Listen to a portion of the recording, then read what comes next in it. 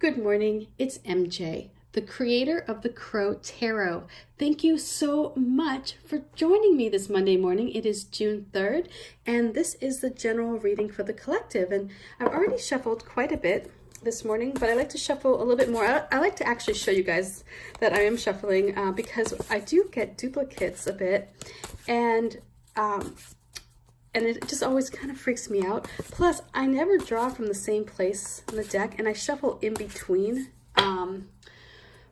pulling each card. So I'm really trying to get my energy into this deck for today, like for each reading. Kind of like to just sort of let it ease on in, down from my brain and into my hands. Kind of clearing out anything that may have built up over the weekend, any residue.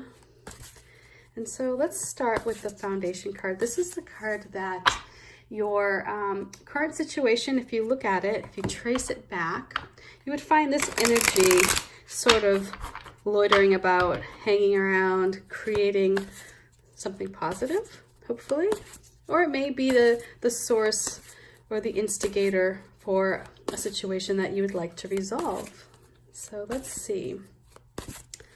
So the first card I'm going to pull is the Nine of Pentacles. And so this is a lovely foundation. There's transformation. This butterfly here represents metamorphosis and growing into your own, becoming that beautiful butterfly that you are. And the crow sitting here on this wolf's head is about taming those wild thoughts, those tendencies to let fear dictate. We had that kind of discussion yesterday about fear dictating what we do and what we don't do. And so this is a time now where you're claiming your space on this planet, and you're doing it without fear. And because of that, there are new opportunities that sprouted. So let's see what this current situation we have that is either here or it is rolling in like a storm. So we have this lovely Seven of Cups, and this is a time when you really are in charge of creating a fantasy of what you want. This is a time where you can look really like, not just at your current situation like today, like this morning I would like a coffee and a croissant. This is more like thinking bigger than that, thinking longer in terms of your view for what you can achieve. So let's see here. The next card is the Advice, and this is the card that when you think about the crows flying through the veil and scoping out the landscape and kind of like using their intuition to guide them across, they bring back information. And this is the information that they feel that the collective would benefit from, that will help with this current situation. So let's see what the crows bring back. So, yikes. Let's see what's happening here with that. Let's unpack this information. So again, we have this time of this foundation of you coming into your own. You feeling at peace. There's a lot of harmony as your foundation. Not saying that's where we are today, but the foundation for where you are began when you decided that harmony and balance and taming that wild side of your brain was important. This was a time when you allowed yourself to connect perhaps with divine in a way that was very transformative. You allowed the sun perhaps to shine on you and maybe illuminate areas that you knew needed to be addressed, and because of that you are able to see them for what they are, not as scary monsters but as beautiful creatures. So or as tools for you to learn and grow, right? So here you are able to see in full light that wild part of you. And because of that, you are able to address it. And so we have these 9 coins here. And so this indicates that, you're at this place where you are able to feel secure if you allow yourself to feel secure. And so this is that taming, right? And allowing feelings of abundance and gratitude to come in.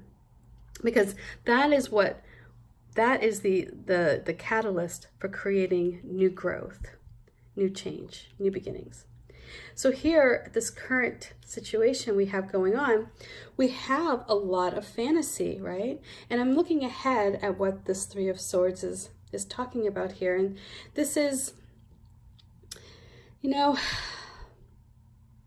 the thing I notice about all of these birds is that they're all different here, these three, but they're all looking in the forward direction, like they're looking ahead. And there is going to probably be a time when you need to confront that a loss, or that someone is not on board with your dreams.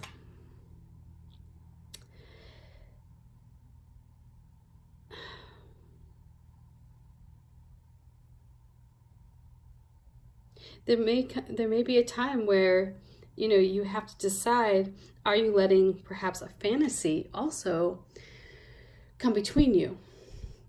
So this may, you know, this may be a time when you really need to like dig deep and check in with what's going on in your head, because you've got all these wonderful ideas and you have all these expectations for what can happen, right? I mean, like these are, when you start dreaming big,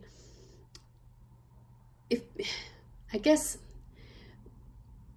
what I'm trying to say is you can't let like this big dream become a rigid dream.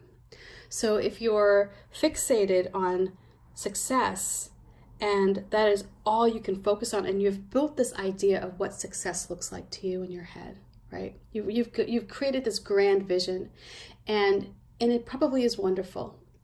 But if you remain so rigid that you're not going to allow any other idea or consequence or any other way it could manifest in your life to enter, you may drive somebody away. If you become so fixated on what love looks like, on what this true love is supposed to be like, what a relationship is supposed to look like, if you create this grand vision for what romance is, you may drive somebody away. So, I mean, you could go down the whole line. If you create this whole vision of what you think a truly enlightened person is, right? If you start passing judgment on others who you feel aren't living up to your ideal of enlightenment, you may drive that person away. I mean, it comes down to all of it, right? Health. What's the picture of health? Are you somebody who becomes so consumed with it that you count out all your P's and you shriek at the sight of a carb, meanwhile your partner is over there digging into like a barbecue pork sandwich, and like if you create tension or friction in that way because you have this idea of what health is, it's like, this is about dreaming big, but also being realistic. So you have this tendency to, to allow for change because you've allowed for change in yourself. So here what I'm seeing is this is a relationship, and this may be this could be not necessarily a romantic partnership. This could be a good friend. It could be your family. It could be even with yourself, where you become discouraged and you drop the idea altogether because it becomes too painful, because it's not living up to what your fantasy is, right? So if you have this idea like, that you're just going to be able to go through these obstacles are nothing for you. I'm just going to sail through life and it's going to be easy peasy, light and breezy. And then all of a sudden, when it doesn't be that, when all of a sudden your expectation is like shattered, what happens? How does that feel? It feels pretty damn painful, right? I mean, we all do this. Like, I mean, I had expectations. I had this great expectation that I was going to get out 6 months of orders in 2 weeks. That was my expectation. Seriously, I've had 6 months of orders that with all the guidebooks and the bundles. And I thought, I am going to do it. I had this fantasy in my head that I am going to stay up all night for like 2 weeks and I'm just going to bust. But when that fantasy, when that idea becomes painfully aware that it's not practical or at all possible, that's when the pain starts to kick in, and then you start beating yourself up, right? Because I know this because I'm doing it right now. So maybe you are as well. Think about if you have an expectation that you've allowed to just become so big and so grand that any deviation from it becomes painful. It becomes like you feel yourself separating because you're not able to live up to that expectation. There's that fear of letting other people down as well. And I have that right now. I mean, I can't begin to tell you how many wonderful emails I get with kind words and patience and people letting me know that they know how difficult, or just extending that energy of kindness. But all it takes is one email that's like rips to my heart, and it's painful, and you're like, oh my God, I let somebody down. I dropped the ball, right? So think about this in your life. That's just an example in my life, but this is not about me. This is about you. So let's look at your life. Where are you building up things to a point where you think that if it doesn't look that way, if it doesn't look exactly like that fantasy you created, that it's going to be wrong, horrible, not right, and it's going to either cause you internal pain, or it's going to cause somebody to just throw their hands up in the air and go, you know what, I'm done. I'm frustrated. I can't live up to your expectations.